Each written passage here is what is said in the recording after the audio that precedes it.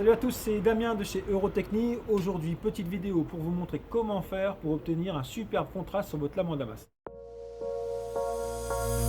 Vous êtes beaucoup à nous poser la question, on s'est dit quoi de mieux que d'aller directement voir Pierre de l'atelier Odae qui va nous expliquer comment faire. Suivez-moi, c'est par là que ça se passe.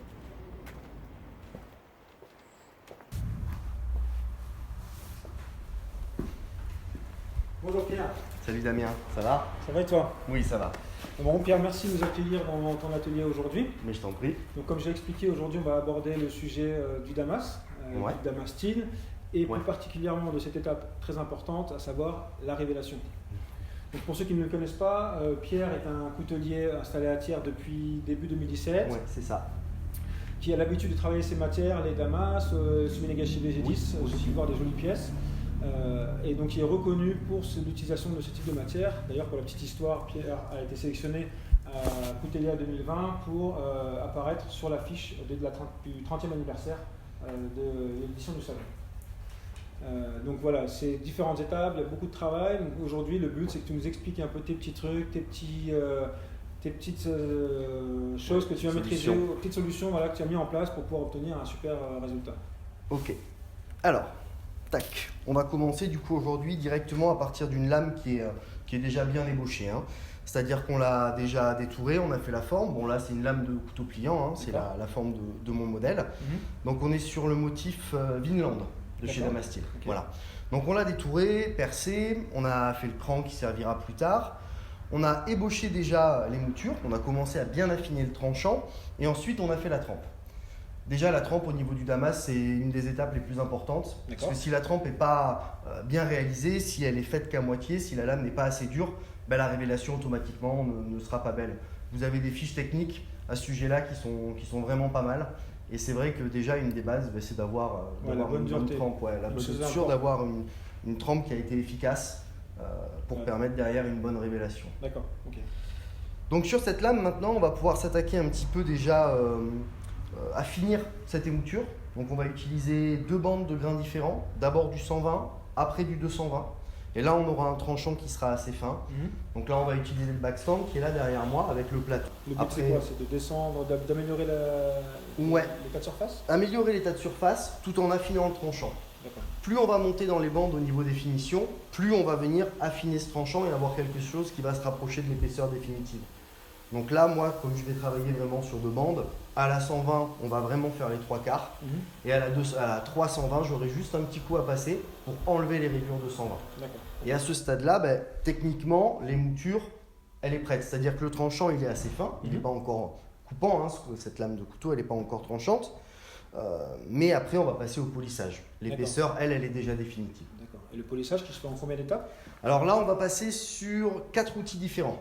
On va aller jusqu'à faire un poli miroir pour ma finition. Il y a d'autres finitions qui sont envisageables. Moi, c'est celui que je vais le plus pratiquer. Voilà, j'ai vraiment appris la coutellerie à Thiers avec les machines après industrielles et semi-industrielles que l'on va retrouver ici.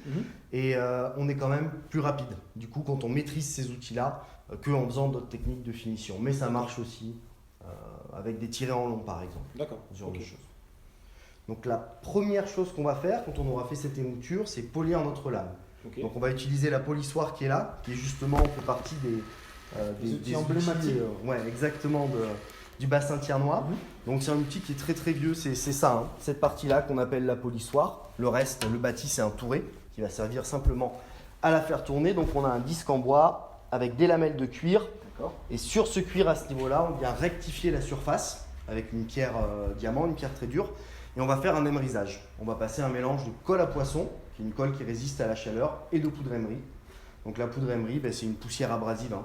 C'est ce qu'on retrouve un peu aussi dans l'idée sur toutes les bandes qu'on va utiliser voilà, pour la différence, travailler. c'est que là, l'abrasif, c'est toi qui le positionnes toi-même, qui le voilà, poses toi-même. C'est ça. On va passer plusieurs couches, on va laisser sécher plus ou moins longtemps, et après on va venir, quand tout sera bien sec, rectifier la surface. Et du coup, on a un outil qui est vraiment fin et qui va nous permettre de bien polir notre lame sans enlever trop de matière non plus. Donc ça, c'est la première étape, juste après la bande. Exactement. On commence par polir. On va utiliser une pâte à polir d'ailleurs. Hop. On va utiliser celle-ci. Donc c'est une pâte à polir pour la polissoire qui est fine. C'est la numéro 103. D'accord. Voilà. Ok. On en utilisera 2 autres encore. Tu changes ta pâte à polir en Ouais, fonction de en tes fonction de outils l'outil, ou en évidemment, fonction de ouais. tes finitions, comment ça C'est se ça. Ça dépend de l'outil passe et de la finition aussi. Les deux. Si on va polir du bois, on n'utilisera pas forcément la même pâte à polir que si on va polir du métal. D'accord, Voilà. très bien. Ou autre chose, par exemple pour une finition mat, on n'utilisera pas la même pâte à polir non plus. Il faut qu'elle soit plus grasse, qu'elle ait un grain d'émery un peu plus grossier, etc.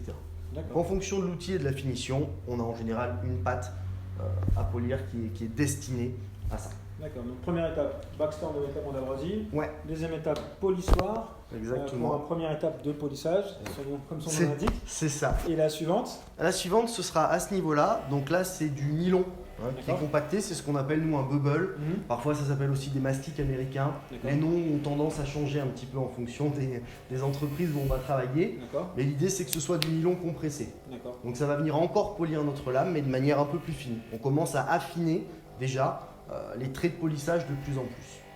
Et quand on sera passé sur cet outil-là, sans pâte à polir pour le coup, Mhm. on viendra utiliser un chameau. Donc le chameau, c'est cet outil-là. D'accord. Donc c'est pareil, c'est un nom qui est ancien, on l'appelle aussi feutre à poil. Mhm. Euh, C'est assez compact, assez dense. ouais, exactement. On a un autre feutre à ce niveau-là qui lui est jaune. Ça, c'est la version classique sur laquelle on va travailler avec un émrisage en général, comme la polissoir. Ok. Là, sur celui-là, on ne fait pas d'émrisage. On travaille directement sur le feutre avec une pâte à polir aussi. Ok. Et c'est la pâte à polir qui va faire le travail. Donc là, je vais utiliser celle-ci. D'accord. Elle est rose. Le numéro, c'est 505. D'accord. C'est aussi une pâte qu'on peut utiliser sur les cisales. Cet outil-là, il me permet d'être un peu plus précis qu'un cisal. Mais il n'est pas du tout facile à trouver. Un cisal, c'est une roue de cordage en fait, qui est compressée. D'accord. Ça va vraiment commencer à affiner là vraiment le polissage. On va venir bien enlever toutes les rayures qu'on avait avant. Mhm. Et ensuite, on n'aura plus qu'une seule étape, c'est le lustrage. D'accord. Et le lustrage, tiens, je vais te débarrasser. Le lustrage, on le fera avec la frotte en coton qui est ici, qui va tourner très très vite. Donc c'est un outil un peu plus classique que je connaissais déjà. Ouais, voilà, exactement. On en a des grands, des petits. Bon, évidemment, moi je travaille avec des tourets, donc on est sur des outils qui vont quand même tourner très très vite. Mhm. Et là, on va venir lustrer, c'est-à-dire donner un éclat, un polymiroir à notre lame. Et quand on aura fait tout ça, d'ailleurs, je rebondis dessus encore une fois, on utilise une pâte à polir. C'est ce que me semble. Celle-là, c'est la 622, c'est la blanche. D'accord. Il y en a une spécialisée pour le métal, qui est verte. D'accord. Moi, je préfère la blanche, qui normalement s'utilise plutôt pour les bois, parce qu'elle est un peu plus fine. Elle a tendance à moins marquer, à moins laisser de traits quand même sur la lame. Donc ça c'est l'étape finale Ouais, de finition, de préparation du métal. exactement. Et là, on va sorti polir. du coton, là on est polymiroir. Exactement, c'est ça. On est polymiroir sorti du coton. Après, il faudra bien nettoyer notre lame D'accord. et on pourra passer à la révélation. Alors, Explique-nous un petit peu comment ça se passe. ouais, là, on a nos lames qui du coup sont polymiroirs. D'accord. Mais on ne peut pas du coup les mettre directement dans l'acide comme ça, pour plusieurs raisons. Déjà, il va falloir les nettoyer et les nettoyer à fond. Parce que le moindre petit bout de pâte qui va rester sur la lame, quand on va la mettre dans l'acide, va fondre, va couler en fait, D'accord. et ça va créer une zone qui ne va pas correctement se révéler. Je vois. Donc la première chose qu'on va faire, c'est avec un chiffon très doux, être sûr d'enlever toute cette pâte. Ensuite, on peut nettoyer la lame avec du liquide vaisselle, par exemple, sous l'eau bien chaude, puis bien la sécher toujours avec un chiffon assez doux, ou alors carrément la dégraisser à l'acétone. D'accord. Et pareil, on s'assure bien qu'il n'y a plus de liquide vaisselle ni d'acétone sur la lame et qu'elle est parfaitement propre. Bien essuyé, bien propre, bien sèche. Exactement. Je comprends. Quand on a fait ça, si on a fait un couteau fixe, on peut mettre la lame dans l'acide. Là, la lame est prête, il n'y a plus de souci.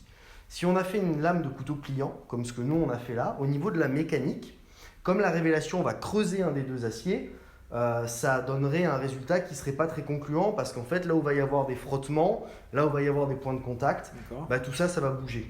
Ça va se dérégler un petit peu, ça va peut-être gratter aussi. Donc si on veut être sûr de garder une mécanique qui est impeccable, il ne faut pas la révéler. Donc on va tu vas prendre... protéger les Exactement. zones qui sont en contact entre la lame et le ressort. C'est ça. Et on va la protéger tout simplement avec du vernis. Donc souvent c'est du vernis à ongles. Tout ce qui est le plus classique. Tous les couteliers vont en avoir du coup un petit flacon dans leur atelier. Un outil très technique. Exactement. Donc on en met un petit peu sur les parties à protéger. On fait attention, ça a tendance à faire des fils, des filaments. Donc il ne faut surtout pas qu'il en reste sur la lame.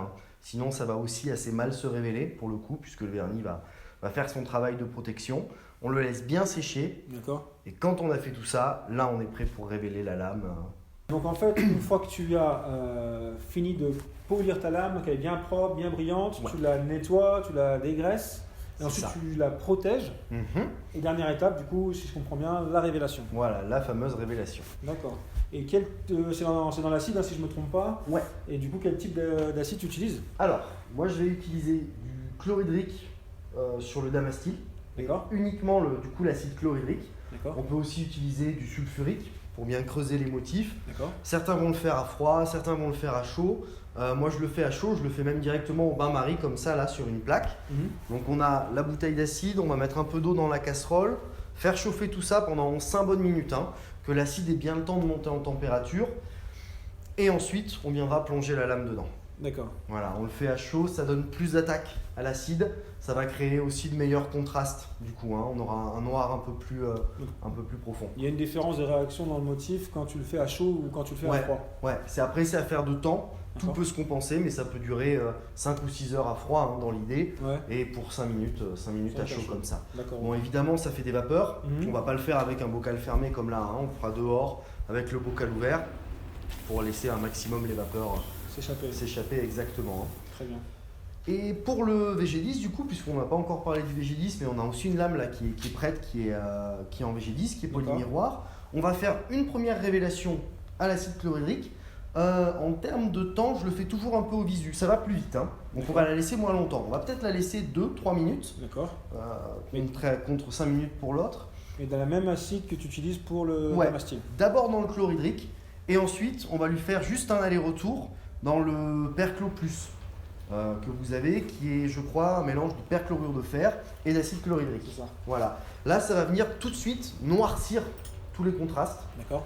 Et après, comme pour le Damasteel, on viendra neutraliser l'effet de l'acide. Donc là, j'ai un mélange à côté qui est un mélange d'eau qui est saturé en bicarbonate de soude. Donc en fait, on a un liquide qui est très basique, D'accord. qui va venir neutraliser complètement l'effet de l'acide. Ah, d'accord. Et ensuite, on pourra nettoyer notre lame, enlever le vernis qui protège l'écran. Et bon, pas pour le VG10. Le VG10, une fois qu'on a fait ça, il est terminé, on n'y touche plus. Mais pour le Damasteel, on va pouvoir quand même repolir très légèrement à la frotte l'état de surface. Ah oui. C'est-à-dire qu'on a bien creusé la matière, D'accord. mais ça va créer un voile un peu terne sur notre Je lame. comprends. Voilà, Ok. on perd un peu d'éclat. Donc on va venir lui redonner cet éclat. Donc on a toujours la frotte en coton qui est derrière, qu'on va bien nettoyer. On va y aller tout doucement. Sinon on va enlever le contraste, hein. On va enlever tout le noir. On sera toujours creusé, mais la couleur sera la même partout. D'accord. Le but, Là, c'est on va vraiment terminer. de la finir, de la faire briller. Ouais, de Avoir un lui état donner un vraiment peu impeccable, d'éclat. Ouais, prêt à monter. exactement. Et une fois qu'on a fait tout ça, là c'est terminé. Prêt à monter. D'accord. Voilà. Ok, super. Voilà. Merci Pierre pour tous ces conseils, Et je t'en prie, ces c'est avec informations. plaisir. J'espère que pour vous ça aura été instructif et que vous allez réussir aussi à obtenir des aussi beaux contrastes que peut obtenir Pierre sur ses couteaux. Si jamais ça vous intéresse et toutes ces petites vidéos, n'hésitez pas à nous laisser des commentaires, à nous poser des questions, à nous envoyer des messages. On y répondra avec plaisir. À bientôt.